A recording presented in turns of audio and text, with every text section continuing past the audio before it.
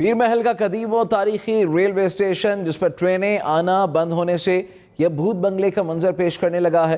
Station کی بندش سے ہزاروں شہری سستی سفری سہولت سے محروم ہوئے تو اسٹیشن کے قریب روزی روٹی پیدا کرنے والے سینکڑوں شہری بھی بے روزگار ہو گئے۔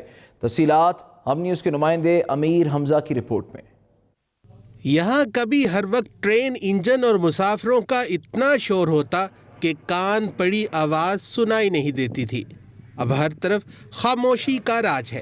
ایسا لگتا ہے جیسے یہ ریلوے اسٹیشن نہیں، کسی ویرانے میں قائم کوئی بھوت بنگلہ ہو۔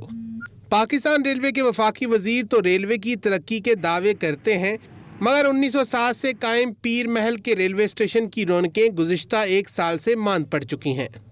گزشتہ 1 سال سے یہاں سے ٹرین کی آمد و رفت بند ہونے سے علاقہ مکین شدید مشکلات کا شکار ہیں۔ تقریباً عرصہ 1 سال سے نہ ادھر پیر محل کے اسٹیشن پہ کوئی ریل آ رہی ہے نہ جا رہی ہے، جس کی وجہ سے بہت ساری پرابلم بنتی ہے، اور ہماری حکومت بالا سے اعلیٰ ارکان سے اسپیشلی طور پہ اپیل ہے اس کو فوری طور پر بحال کیا جائے، فعال کیا جائے، تاکہ جو ہمارے عام شہری اور تاجر بازاری کے جتنے بھی لوگ ہیں، پیر محل کے جتنے بھی شہری ہیں، اس سے مستفید ہو سکیں۔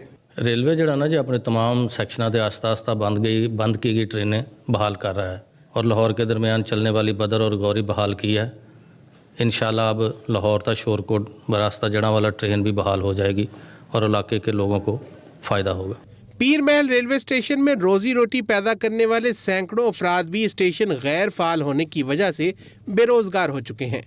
کیمرہ ٹیم کے ہمراہ امیر حمزہ، ہم نیوز، پیر محل۔